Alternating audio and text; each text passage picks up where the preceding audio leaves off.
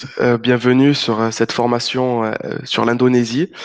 Je suis Rémi de chez Together et je suis accompagné de Pauline et de Francis d'Archipel Contact. Tout d'abord, est-ce que tout le monde m'entend et me voit? N'hésitez pas à écrire en commentaire pour que je sache. Ok, super Marine, bonjour. Super, bonjour. Bonjour Julien. Donc, si vous avez un problème tout au long de ce webinaire, n'hésitez pas à m'écrire et je vous répondrai très rapidement. Donc, ce webinaire va se dérouler en deux parties. La première est une présentation sur le thème Au cœur de Bali, hors des sentiers battus. Et la deuxième partie sera des questions. Donc, pour poser votre question, vous avez au-dessus de la barre Taper votre message un point d'interrogation. Vous cliquez dessus, vous écrivez votre réponse et votre question. Et voilà. Donc, je vais laisser la parole maintenant à Francis et Pauline et je vous souhaite une très bonne formation. Merci Rémi, bonjour à tous et bienvenue au webinaire Archipel Contact, donc réceptif sur l'Indonésie, qui, comme Rémi l'a dit, va vous être présenté par Pauline et Francis. Pour commencer, je vais vous parler en quelques mots d'Archipel Contact, qui est une agence réceptive née il y a environ un peu plus de 25 ans, et qui est donc réceptive spécialisée sur l'Indonésie pour une clientèle individuelle, sur mesure et groupe, bien sûr, sur mesure. Nous avons notre propre bureau à Denpasar, qui est le bureau opérationnel avec une quinzaine de personnes, et des bureaux partenaires depuis le début de notre aventure à Java, Lombok, Sulawesi, Sumatra, Flores, donc sur les principales îles touristiques d'Indonésie. Et puis sur d'autres moins touristiques, mais dont on ne pourra pas parler aujourd'hui. Nous sommes 5 correspondants francophones basés en France, entre la France et l'Indonésie, et qui donc faisons les cotations en général entre 24 et 48 heures. Et ces cotations ne sont adressées qu'à des professionnels du tourisme, puisque nous ne travaillons qu'en B2B. Donc, pas de clients en direct.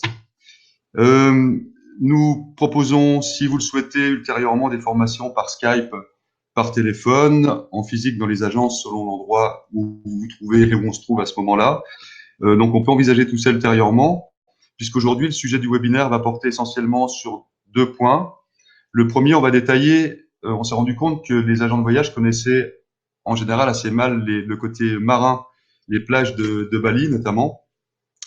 Et ces plages présentent des ambiances vraiment totalement différentes. Donc on va faire un petit tour des plages pour vous présenter les différentes ambiances.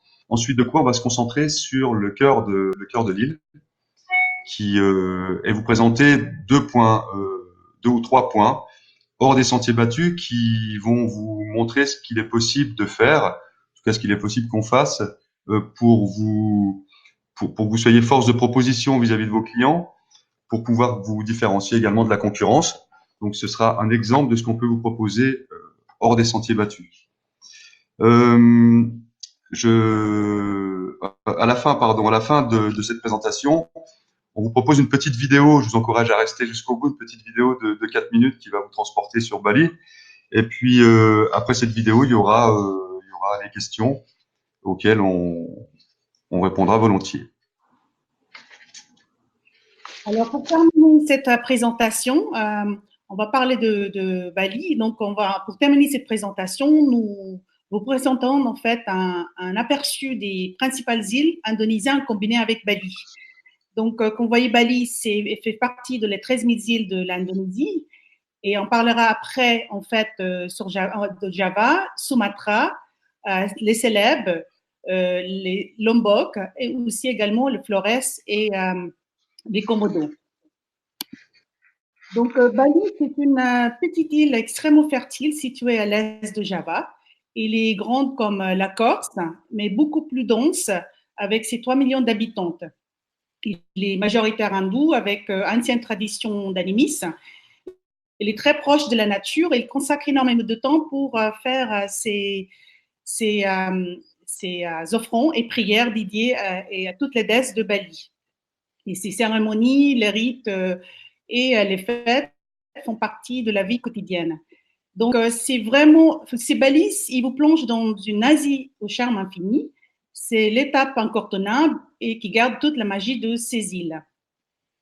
Donc, on va commencer en fait de parler sur les différentes ambiances des plages maritimes, notamment en fait le partie côte, le sud. Je vous montre la carte. C'est cette partie-là en fait, c'est divisé en deux. La partie est et la partie ouest. Donc, la partie est, en fait, c'est une barrière de corail qui protège la côte est à marée basse. Donc, on peut nager en fait, en pleine sécurité, sans risque et sans les grosses vagues.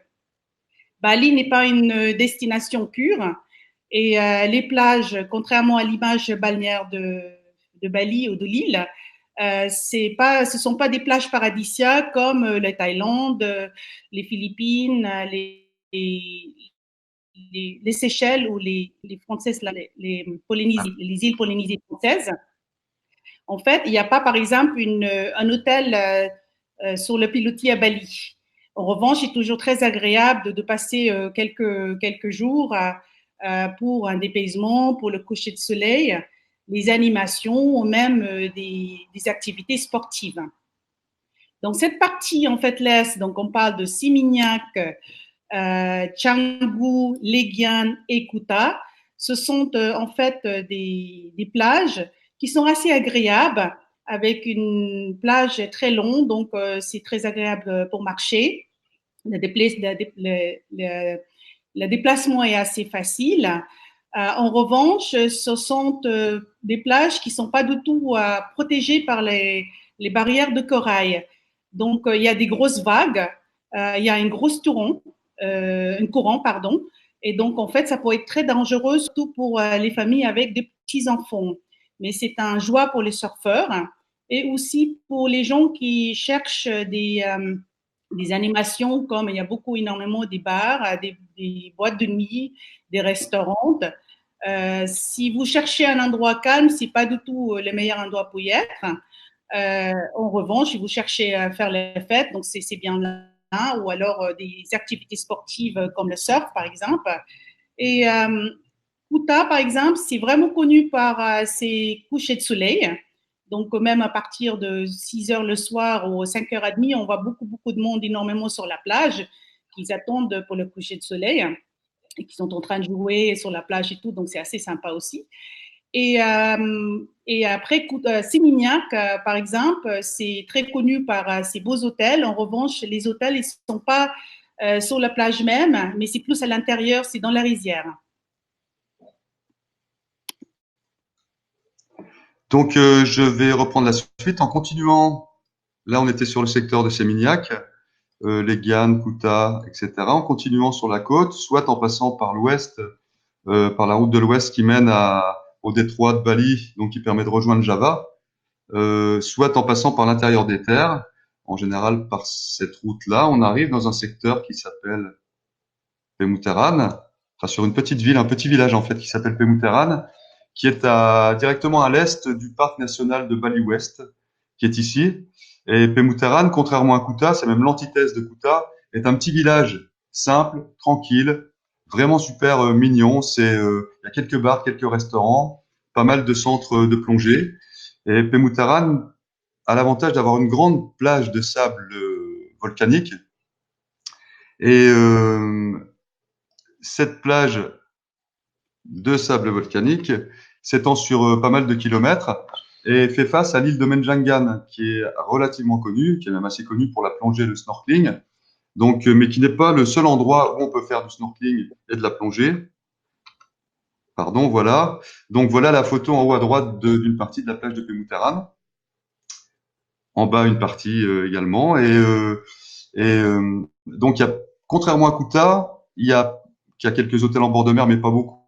Il y a pas mal d'hôtels sur la longueur de la plage en première ligne, donc directement sur la plage, dans des catégories qui vont du 2 aux 4 étoiles supérieures, et puis quelques hôtels en deuxième et troisième ligne. Au fond, vous avez la montagne, c'est vraiment un endroit tranquille et vraiment idéal pour se baigner, puisque la mer à cet endroit est calme, la marée n'est pas très importante, la mer est limpide, tranquille, on peut se baigner, vraiment nager facilement. Et par exemple, aller faire du snorkeling sur l'île de Menjangan, comme je vous le disais tout à l'heure, ou sur un endroit qui s'appelle, parmi d'autres, hein, le Bioroc, où comment dire, un système électrique permet à des coraux de repousser, et ces coraux englobent des statues sur lesquelles on peut aller plonger. C'est vraiment très, très, c'est intéressant et sympathique. Un petit peu plus loin sur la côte, donc quand on continue vers l'est, on arrive vers la région connue de Lovina. Et donc quand on est sur Lovina, on a une plage, pareil, une grande plage de sable noir qui fait 6-7 kilomètres de long. Lovina est surtout connue pour les sorties matinales pour aller voir les dauphins. Alors là, chacun se fera son idée sur le sujet. Ce qu'on peut dire, c'est qu'en haute saison, il y a parfois plus de bateaux que de dauphins, et donc on plaint un peu les dauphins. Et puis en basse saison, peut-être on peut se retrouver à quelques bateaux et beaucoup de dauphins. Alors là, il n'y a pas de règle, évidemment. Et donc on peut inclure éventuellement une sortie avec les dauphins dans le secteur. Voilà. Sinon, en termes de plage, on a un petit faible plutôt pour le côté Pémouterane que le Lovina. Ensuite, quand on continue vers Ahmed, donc on continue sur la côte nord-est de Bali et on arrive sur Ahmed. Alors, Ahmed, c'est ici. Excuse-moi, Francis, je remets sur la carte. Pardon. Ahmed, c'est ici.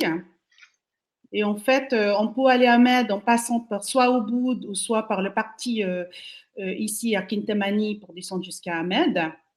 Alors, Ahmed, en fait, c'est voilà, comme vous voyez, c'est une plage volcanique et aussi avec le sable noir et avec des galets.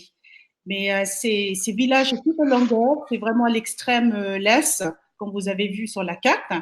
Et des fois, c'est assez loin, donc ça peut être parfois compliqué pour les déplacements. En revanche, c'est vraiment un privilège pour les voyageurs qui sont qui sont des débrouillards, qui sont autonomes, qui voudraient faire le snorkeling ou la plongée. Et d'ailleurs, sur la partie nord d'Ahmed, donc il y a un petit village aussi de pêcheurs qui s'appelle Tulamben. Ça aussi, il faut le combiner Ahmed et Tulamben pour faire le snorkeling et la plongée également, où en fait les gens ils veulent voir le bateau qui s'est collé dans les années 70. C'est un bateau américain. On descend, voilà, on descend d'ici. Après, on arrive vers Sanour. Voilà, donc on est ici à Sanour. Pardon, c'est ici. Alors, Sanour, voilà. Sanour est une station familiale, une petite ville touristique qui est agréable avec une ambiance familiale, avec moins de monde, un petit peu différente en termes d'ambiance de Kuta, avec une longue plage de sable qui est assez occupée par des vendeurs, des bars, des restaurants, etc. Et il y a à Sanour une incidence des marées, c'est-à-dire que contrairement à d'autres secteurs, notamment de l'ouest de Bali, la barrière de corail retient les vagues, donc c'est pratique pour la baignade. Mais quand la marée est basse, on peut difficilement, ou en tout cas on peut pas se baigner littéralement. On peut se baigner par contre à marée haute. Sanour peut s'imposer en fin de circuit ou en début de circuit pour quelques jours de repos. On aime bien nous terminer par Sanour ou une plage des environs. D'une part, on se rapproche de l'aéroport, et puis d'autre part, ça permet aux clients de faire quelques nuits pour faire leurs dernières emplettes, prendre un dernier bain et profiter un peu, retourner après les campagnes de Bali, retourner au monde avant de reprendre l'avion retour. Voilà, donc ensuite nous avons, alors je vous montre une photo quand même de Sanour qui est passé, voilà. Voilà la plage de Sanour. Alors là, elle n'est pas très encombrée par le monde. Je pense qu'elle est prise très tôt le matin, mais on peut considérer que dans la journée, il y a quand même un petit peu plus de monde qui s'y promène, notamment des vendeurs, des bars et des restos ouverts qui sautent pas aux yeux ici. Mais voilà un petit peu l'ambiance de la plage de Sanour. D'ailleurs, on a une petite photo un peu plus haut qui parle un peu plus. Donc ensuite, nous continuons sur la péninsule de Bukit, qui est la petite boule en dessous de Bali, et où on va arriver sur Jimbaran.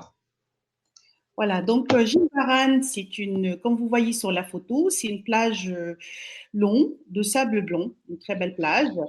Il est aussi un peu animé, mais pas autant que comme les Kuta ou Canggu Seminyak. Il y a aussi des vagues, mais beaucoup moins. Comme vous voyez sur la carte, il est dans les sud-ouest également. Donc, il n'y a pas de barrière de corail. Le déplacement est assez facile, très agréable. Et aussi, en fait, c'est connu pour ces restaurants de pêcheurs, en fait, au bord de la plage, ou aussi même le marché aux poissons. Ensuite, on descend beaucoup plus bas, ici, en fait. Donc là, la Jimbaran, c'est là. Et puis après, on descend beaucoup plus bas, en fait, dans l'île de Bukit, dans l'île péninsulaire de Bali. Et on arrive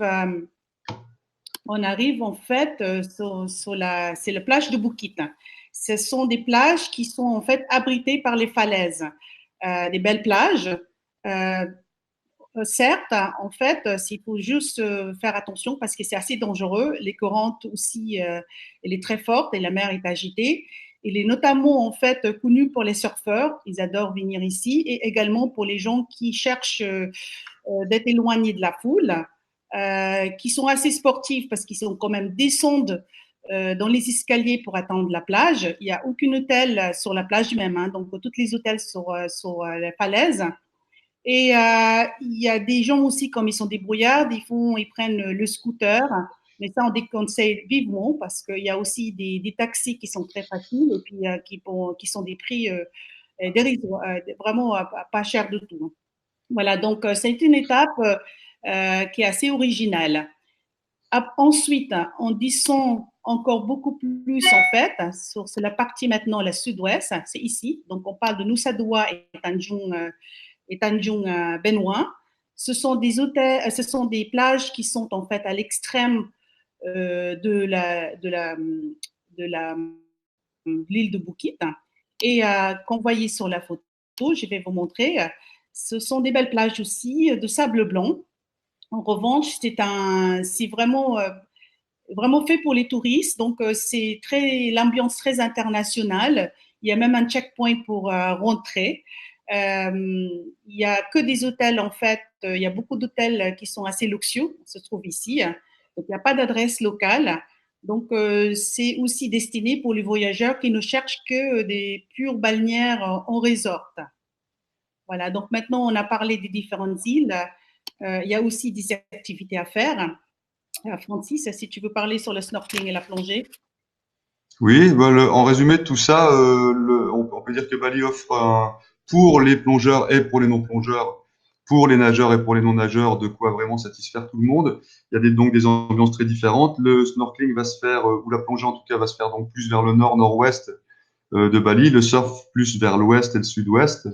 Et, euh, et voilà, donc évidemment, il y a les îles alentours de Lombok à Sulawesi, en passant par Flores, qui offre également une grande variété d'ambiances marines, de plages vraiment très très jolies. Donc on peut combiner tout ça, mais Pauline vous en parlera un petit peu vers la fin.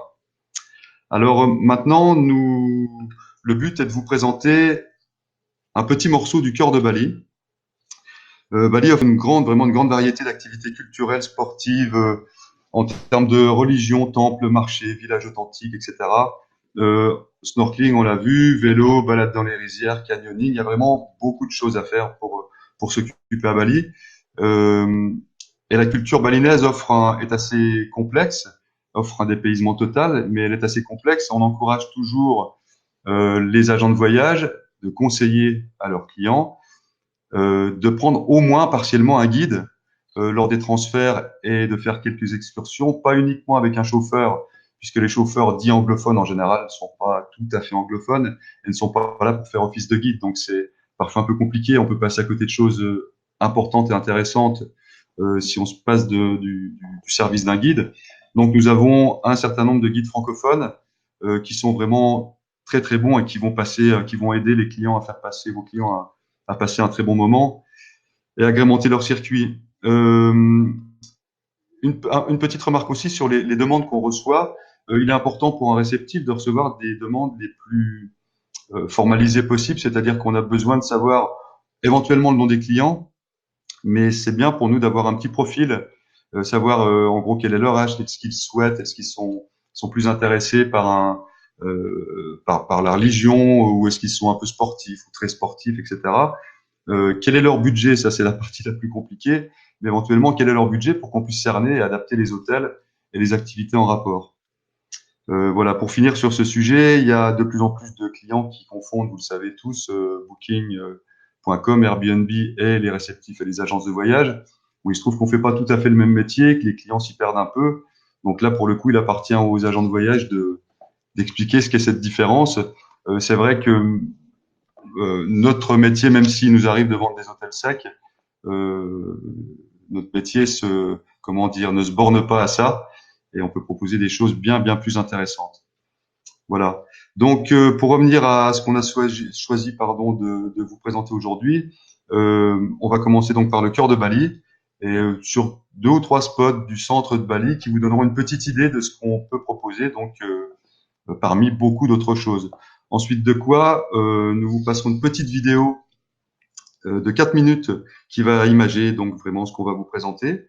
Et puis, on reprendra la parole quelques minutes avant de passer aux questions en fin de présentation. Là, donc, le cœur de Bali. Voilà, donc, le cœur de Bali. L'âme de Bali, en fait, c'est à l'intérieur de l'île. Donc, avec ses temples, ses rizières en terrasse, ses villages dans les montagnes, ses paysages extraordinaires, la culture et les traditions. En fait, il est vraiment important de pénétrer, de passer quelques nuits à l'intérieur de l'île pour pénétrer la magie balinaise. Donc, on va vous parler sur les nos 3 coups de cœur. On en a plusieurs, mais on n'aura pas malheureusement beaucoup de temps aujourd'hui. Donc, les 3 coups de cœur, donc on parle déjà à partir de Bling Bling, en fait, c'est ici. Donc, c'est un village, en fait, qui est vraiment très beau, avec ses rizières en terrasse, ces villages isolés dans le montagne. Il y a la forêt aussi, avec ses plantations et la nature dans toute son splendeur. On travaille avec Sarimboana Ecologe, un écologe, en fait, avec, je vais vous montrer les photos.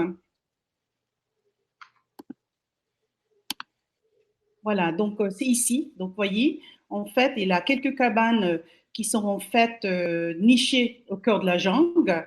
C'est un écologe, donc il n'y a pas de piscine. Par contre, le torrent n'est pas loin. Ils ont un jardin bio. On peut aussi faire beaucoup de trekking. Il y a des trekking à faire. Bon, évidemment, les massages. Et puis, c'est vraiment un endroit très zen. Donc, maintenant, on remonte un petit peu plus vers le nord. Ici, donc, en fait, c'est ici. Ici, donc en fait, on parle de Sambangan et c'est un village qui est juste en fait en dessous, c'est à l'intérieur de Levina, entouré par les cascades. Donc c'est vraiment très zen aussi. On travaille avec en fait avec un hôtel de charme qui vraiment en fait à l'intérieur qui est assez isolé. C'est toute petite, c'est très simple, mais c'est vraiment luxueux parce que au niveau de l'environnement, ils ont une très très belle vue sur la jungle et on entend le murmure d'eux à la fin. C'est vraiment la Bali d'antan, on entend le murmure d'eux de loin. Et c'est ici, on peut aussi faire plein d'activités, comme les trekking également dans la nature et aussi pour finir de nager dans les cascades. Maintenant, on descend cette partie-là. Alors, il y a juste une petite chose aussi concernant de Sambangan. Ça peut être aussi un endroit pour couper la route, pour aller à Pemutaran ou même pour aller en fait jusqu'à Java. Donc, c'est aussi un autre endroit pour remplacer ou une bonne alternative pour, par exemple, la ville touristique de Munduk. Maintenant, on descend aussi vers maintenant à l'est. Donc, soit on passe par Ubud, ou alors on passe par ici, par Kintamani également, et on arrive en fait vers le village de Sineben, ici. Et en fait, le village de Sineben, je vais vous montrer une photo. Comme vous voyez sur la photo même, en fait, ça parle de ça. C'est un village qui est très, très authentique. C'est un des plus belles villages, des plus belles endroits, les régions de Bali, très, très spirituel. C'est un en fait vallée qui est entourée par les montagnes et dans chaque montagne il y a un temple. Donc pour les balinais, ils considèrent ça en fait comme en fait un endroit qui est protégé par les dieux. Donc ils s'appellent ça le paradis sur terre. Et on travaille avec Sidemen Spirit. C'est un hôtel, enfin, c'est un domaine avec deux hôtels qui sont construits dans une rizière en terrasse, pardon, avec la vue sur la vallée et aussi en fait les montagnes, les plus grandes montagnes de Bali. Donc ici, on peut faire plein de choses. Il y a également pas très loin de Besaki, qui est la temple mère de Bali, qui est juste en fait au pied de Montagung. Donc c'est pas très loin et c'est le temple, c'est un temple où en fait les gens ils prennent ils font le pèlerinage 2 fois par an, notamment pendant la pleine lune. Donc il y a beaucoup de choses à faire ici. Il y a non seulement en fait les côtés sportifs, donc il y a le rafting, il y a aussi le vélo, on peut faire aussi le jeep safari, mais surtout en fait il y a des très belles balades dans la rizière où on voit encore les gens qui travaillent dans les champs, où on voit les enfants qui reviennent de l'école, on voit des gardiens de canards aussi dans les champs qui rentrent avec eux, avec tous ces canards. Voilà. Donc c'est vraiment un endroit aussi propice pour les gens qui cherchent en fait, qui voudraient faire une retraite, des méditations également. Donc sur ces domaines, on a 2 hôtels qui s'appellent Surya Shanti et Subarta Bola. Ce sont en fait, il n'y a que le jardin qui les sépare. Et sur Surya Shanti, il y a 11 chambres, il y a 2 piscines, il y a aussi un spa, également un restaurant. Voilà, donc toutes les chambres, il y a une partie du chambre, en fait, partie de l'hôtel qui est juste en face de la rizière, et il y a une autre partie, en fait, qui est en face de montagne. Voilà, c'est la photo que vous voyez. Et puis, Subartabola, c'est juste à côté. Donc, il y a une piscine, il y a un spa également. Et il y a aussi, en fait, un restaurant. Ils ont 12 chambres. Donc, pour ces 2 endroits-là, en fait, il y a également, en fait, il y a 2 salles de yoga. Donc, on a un maître de yoga qui vient, donc qui donne des cours de yoga le matin, donc à 8 heures, et dans l'après-midi à 4 heures. C'est gratuit. Donc, voilà. Voilà, donc ça, c'est une des chambres de Subartabola. Et comme vous voyez sur la photo, c'est une photo en fait de restaurant qui se donne vers le vallée. Donc l'hôtel, en fait, ce domaine, il soutient une école multidactivités balinaise. Pour les enfants, il y a maintenant 150 enfants qui viennent de villages, de Sidemen. Et c'est une école multidactivités en fait, qui l'entretient de la culture balinaise. Donc ici, ils font, par exemple, ils apprennent la danse balinaise, également la musique gamelan. En fait, c'est un musique instrument de bambou. Ils font également en fait des offrandes, c'est pour apprendre aussi à faire des offrandes. Et aussi, surtout, ils apprennent les enfants de la belle conduite de la vie, de la philosophie balinaise. Pour les gens qui veulent aussi participer, par exemple, on voyait sur les photos qui sont dans les hôtels aussi, ils peuvent aussi participer, faire ces cours avec les enfants et d'avoir vraiment un vrai partage avec les enfants. Alors là, nous voyons une photo d'un petit temple, un templion qui s'appelle Pura Bukit, qui est littéralement le temple sur la colline, et qui est le temple de Sidemen. Donc on peut organiser au départ des hôtels dont parlait Pauline, à pied directement au départ de l'hôtel, avec un staff de l'hôtel, puisqu'il faut quelqu'un, alors anglophone généralement, il faut quelqu'un qui connaisse bien la région. On fait une balade dans les rizières, les ruisseaux, on traverse des ambiances vraiment, vraiment magnifiques, et même en très haute saison, on se retrouve dans des lieux où il n'y a pas trop de monde, parce qu'il n'y a pas tant d'hôtels que ça sur Sidemen et dans la vallée. Donc cette balade qui mène au Pura Bukit en 2h30, 3h30 selon les tours et les détours qu'on peut faire, qui demande une condition physique correcte, puisqu'on finit pour accéder au temple par une petite montée de 30-45 minutes dans la forêt. La récompense, c'est la photo que vous avez sur la gauche. Alors là, il n'y a pas le soleil, mais ça vous donne une petite idée du 360 degrés qu'on a à l'arrivée. Et puis on s'assoit au pied du temple et puis on prend un petit brunch, quelque chose de simple. On fait un pique-nique au pied du temple à l'arrivée. Donc ça, c'est vraiment une super balade. On peut redescendre à pied pour ceux qui le souhaitent. On peut redescendre en voiture pour ceux qui n'ont pas envie de marcher au retour et qui ont envie de profiter plus vite d'un massage ou de la piscine de l'hôtel, des piscines de l'hôtel. Ensuite, on peut également organiser des mariages qui ne sont bien sûr pas reconnus en France, mais en l'occurrence, vous voyez un couple qui est béni par la bénédiction est faite par le chaman du village. Donc il y a toute une organisation, on habille les mariés en habit traditionnel balinais. La bénédiction est faite par le chaman. En bas à droite, vous avez la salle de massage, puisqu'ensuite on va leur faire profiter d'un massage baliné.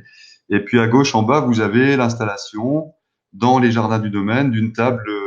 C'est vraiment quelque chose d'éphémère construit spécialement pour l'occasion, d'une table qui permettra de faire un dîner romantique. Donc la journée est totalement axée sur le mariage pour ceux qui le souhaitent. Et en général, on essaye aussi de faire ça après le dernier jour à Sidemène. Si c'est juste avant le départ, avant le vol retour, c'est parfait. Si c'est juste avant d'aller au bord de la mer, sur Sanur ou ailleurs, ou Jimbaran, ça peut être bien aussi. Et voilà, donc ensuite, il y a des photos qui sont possibles, soit avec le moins cher, ça sera avec l'appareil photo ou le téléphone des clients.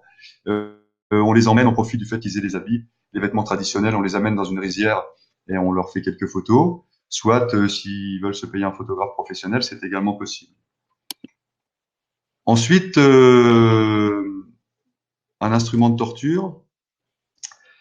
On a découvert il y a quelques années ce personnage qui est à gauche sur la photo avec le t-shirt Starbucks, qui est le Magic Doctor, alias Docteur Guédé, qui est un personnage important à Sidemène, qui est un guérisseur et qui détecte déjà les maladies en touchant la plante des pieds. Donc, comme vous pouvez le voir, en appuyant doucement avec son pouce, il provoque quelque chose d'assez douloureux chez son patient.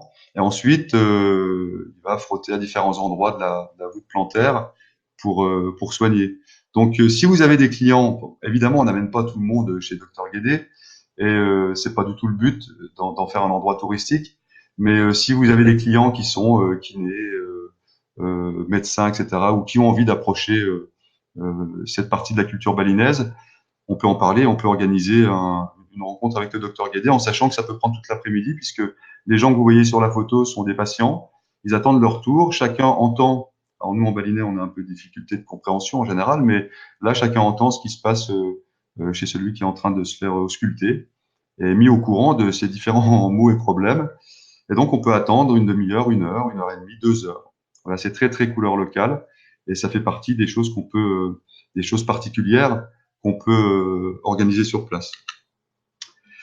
Ce qu'on peut faire également, dans le même esprit que le docteur, que la diapo précédente, c'est faire participer vos clients, certains de vos clients, à une cérémonie du matin ou du soir.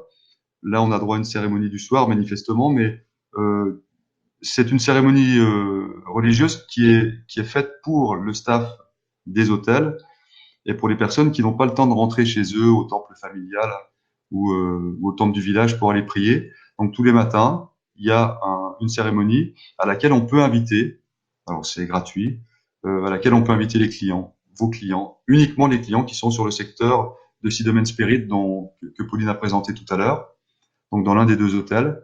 Et puis, ils vont participer à un vrai moment de culture balinaise et partager cette cérémonie avec en général, les gens de l'hôtel. Voilà. Pardon. Maintenant, voilà. Donc maintenant, on va partir vers Lombok. Lombok, c'est le partie l'est de Bali. Donc, en fait, l'accès, c'est par bateau ou alors par avion. C'est pas très loin, c'est juste une demi-heure de vol. Donc, Bali, c'est une extension balnéaire avec quelques visites des villages Sasak et également aussi des îlots dans les alentours, notamment par exemple sur la partie nord-ouest de Lombok, qui sont d'ailleurs très connus. Donc, c'est les Gili, les îles de Gili, donc les Gili Troaran, les Gili Menon et les Gili Aïr. Ce sont des trois îles qui sont vraiment accessibles à partir de Bali en bateau. Et la seule chose, c'est qu'il faut juste se rappeler que, en fait, quand les gens ils viennent ici et qu'ils ont un vol de départ à partir de Bali, il faut vraiment qu'ils dorment la veille à Bali au niveau de sécurité, parce qu'en fait, quand au niveau des conditions climatiques, ça dépend des conditions climatiques, ils arrêtent les traversées de bateaux. Donc maintenant, on prend le vol pour aller en fait à Java. Java, c'est vraiment de la découverte de la culture javanaise la plus riche en Indonésie. Par exemple, la Java centrale, connue par son temple Borobudur, temple bouddhiste, qui est le plus grand temple bouddhiste du monde entier. Également, les temples Prambanan, en fait, qui sont des temples hindouistes. Et il y a aussi des visites à faire dans les alentours. Et également, en fait, c'est au niveau de la culture, c'est très intéressant. Donc, on peut aussi faire la centre-ville avec des ateliers de batik, également, en fait, des wayang kulit. Donc, on prend maintenant, en fait, le train. C'est 5 heures de route ou alors en voiture. Et on arrive sur Surabaya, partie Java S. Donc, ça, c'est la Java S et notamment, en fait, c'est sur des sites naturels comme les volcans ou des parcs nationaux. Donc, c'est ici, on peut voir Bromo, par exemple, ou Kawaijen. Donc, ensuite, on parle de Sulawesi. Sulawesi, c'est vraiment connu pour sa richesse d'ethnologie, beauté, et c'est vraiment beauté. L'authentique est très, très beau. Les séjours au pays Toraja, avec ses rites funéraires, est l'une des plus beaux voyages de l'Indonésie et plus mémorables.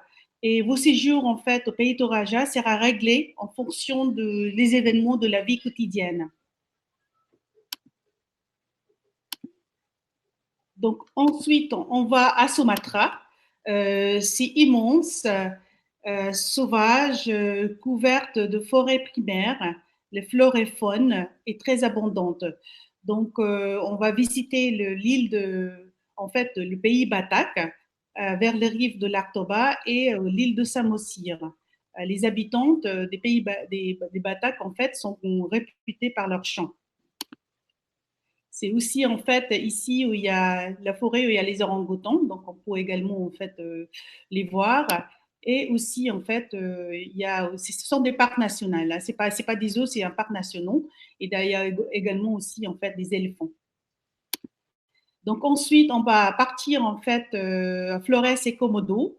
Donc soit on arrive à Ndé ou alors à Labuan Bajo. Donc si on arrive à Ndé, donc on prend toute la route en fait jusqu'à Labuan Bajo, et en finissant par les îles de Komodo. Donc, soit on fait 6 nuits pour cette voyage, ou alors on fait juste 2 nuits, par exemple, 3 nuits, ou 2 nuits, 3 jours, dans les îles de Komodo. Donc, soit si on aime bien les conforts, il y a aussi quelques hôtels très sympas sur la plage dans les îles.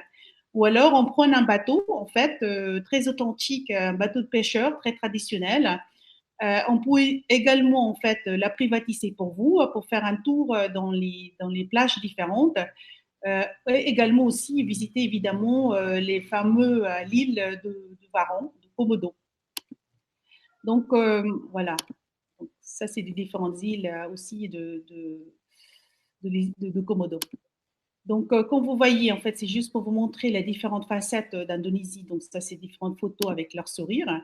C'est vraiment un mosaïque de peuple avec toutes ces traditions millénaires, ces cultures vraiment mystérieuses. C'est vraiment un pays ou une destination très, très intéressante et très surprenant.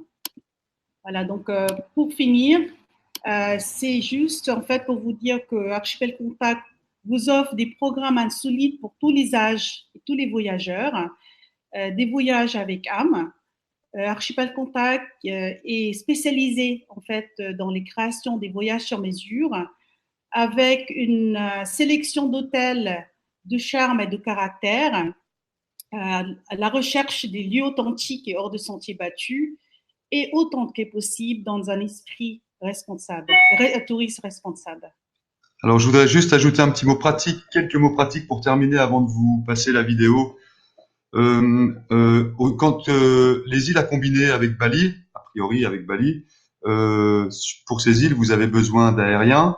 Donc, soit vous avez un accès via vos systèmes pour mettre sur un même PNR votre vol long courrier, puisqu'on ne vend pas les vols long courrier en tant que réceptif.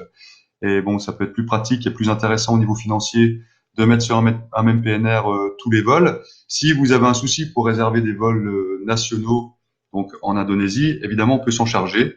On peut poser des options, émettre des billets, etc. On vous les fait parvenir en même temps qu'un programme confirmé. Voilà pour les vols. Je voulais vous rappeler simplement que donc nous avons un site également, un site archipel www.archipel-contact.com sur lequel il y a pas mal de programmes, d'exemples de programmes, pas mal d'informations diverses et variées sur la culture, sur les choses à faire, à ne pas faire. Comme nous sommes donc uniquement destinés aux professionnels du tourisme, il faudra nous contacter via l'adresse contact@archipel-contact.com. Vous nous demandez vos logins et mots de passe, et vous aurez un accès pour aller visiter ce site qui va vous en dire beaucoup plus que nous, on a pu faire malheureusement en un temps limité. Deux petits rappels pour terminer. Nous serons sur le stand de l'Indonésie. C'est encore l'Indonésie qui est à l'honneur à Top Presa cette année. Donc, on sera sur le stand de l'Indonésie. Vous nous retrouverez facilement. Donc, on sera présent Rabinatour Archipel Contact. Et puis, on sera également au petit-déj Together les 1er, 2 et 3 octobre au matin. Si vous souhaitez nous rencontrer, n'hésitez pas à prendre rendez-vous. Together a bien fait les choses pour que vous puissiez accéder au planning et qu'on puisse prendre un rendez-vous donc début octobre. Voilà, je crois que j'ai fait le tour. Maintenant, je vais vous passer cette vidéo qui dure quelques minutes. Et ensuite, on répondra aux questions, aux nombreuses questions.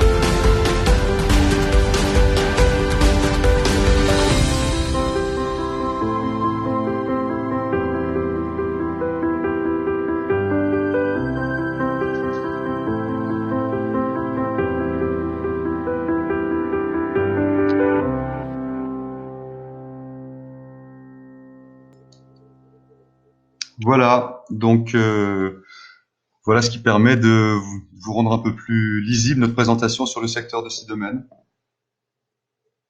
Si vous avez des Donc, questions, n'hésitez pas, on est là.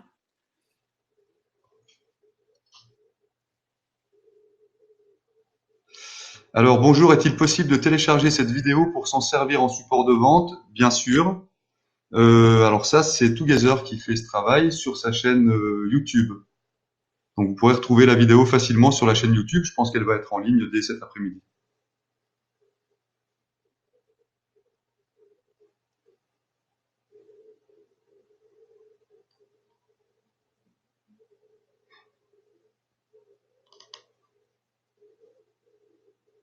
Est-ce que vous avez d'autres questions? Sinon, on est là aussi. N'hésitez pas de nous contacter par téléphone. Pauline, il y a un problème de son pour ta voix, en tout Ah cas chez bon? moi. Oui, voilà, c'est bon. C'est bon.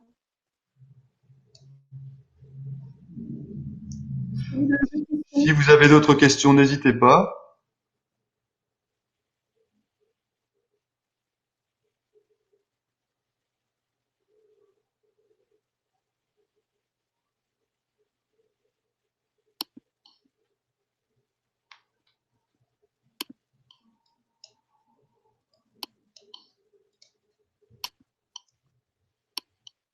Non, a priori, c'est la seule question.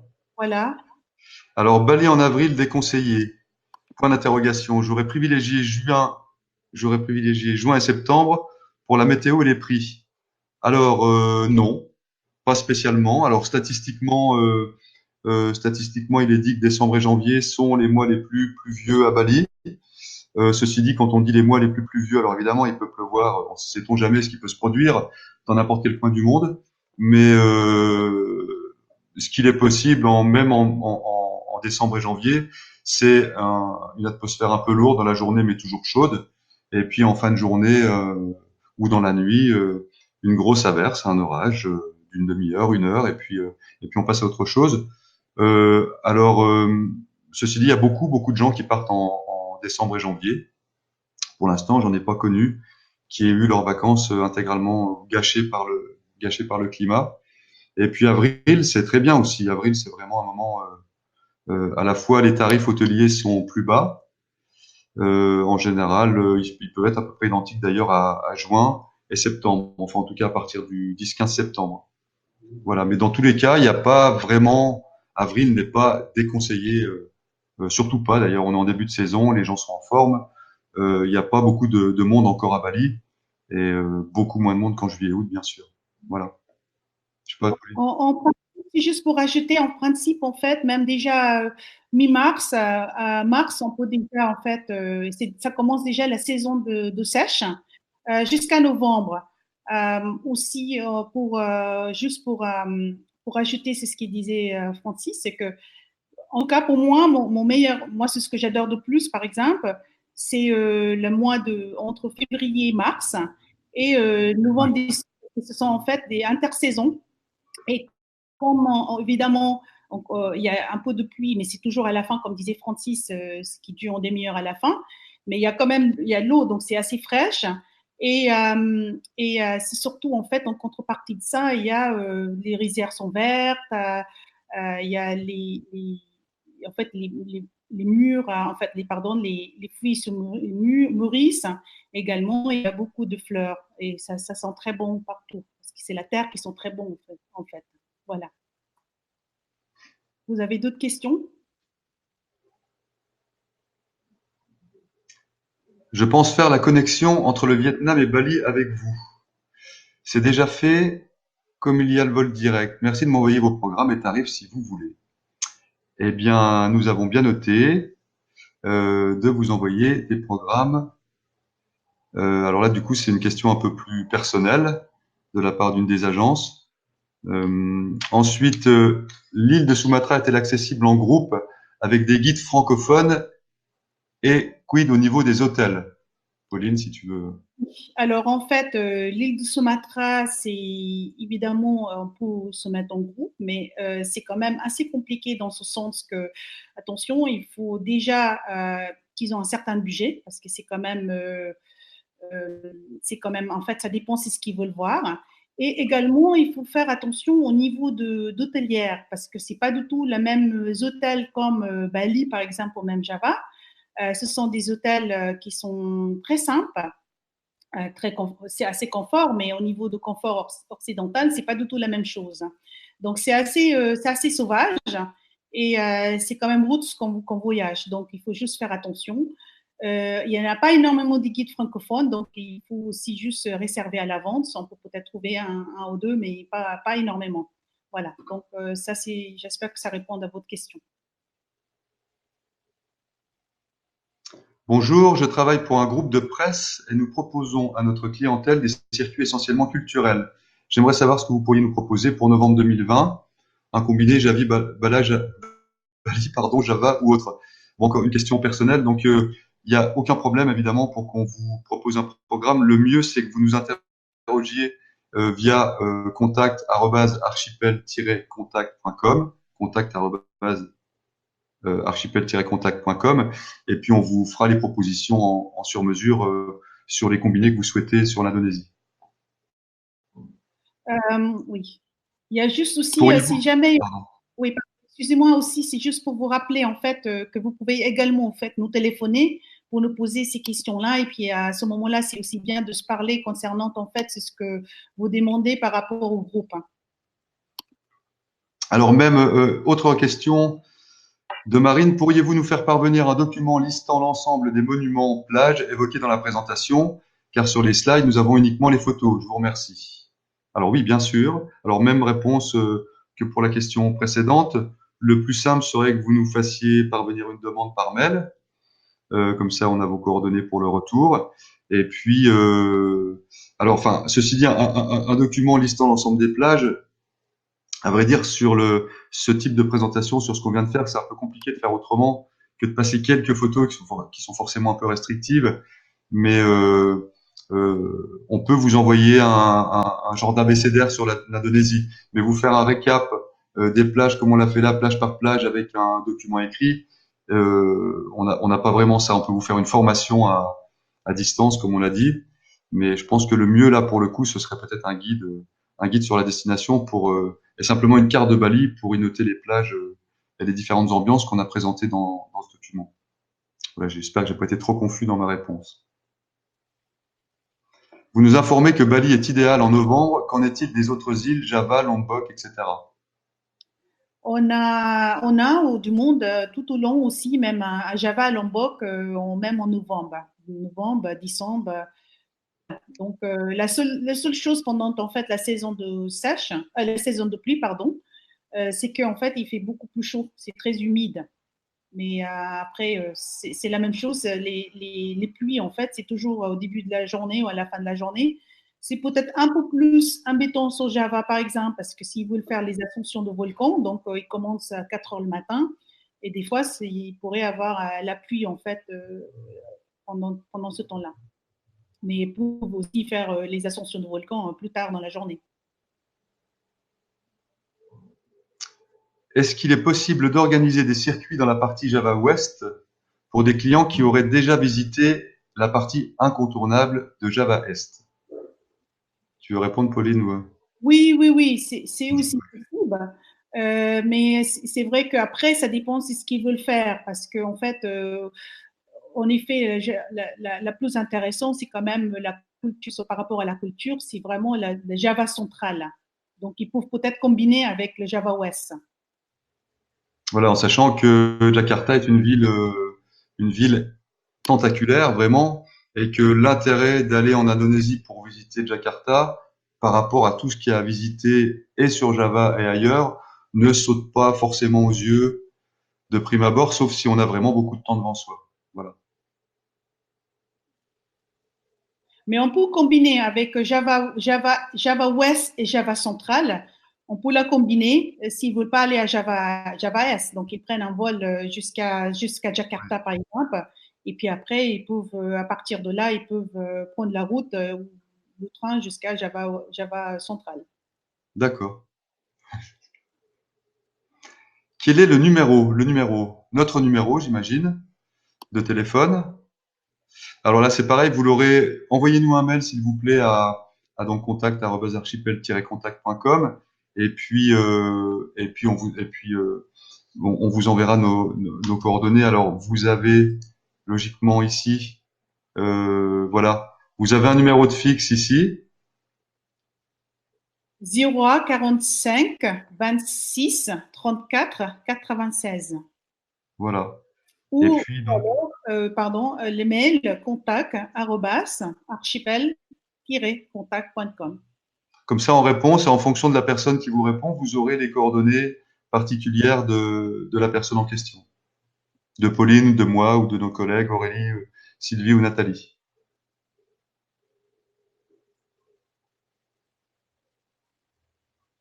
Vous avez d'autres questions? Alors, Ça a été remis? alors, merci à toutes et à tous. Je pense qu'il n'y a plus de questions. Je vous remercie d'avoir pris sur votre temps. Merci à Pauline et Francis pour cette formation. Je vous remercie et vous souhaite une bonne journée à tous et à toutes.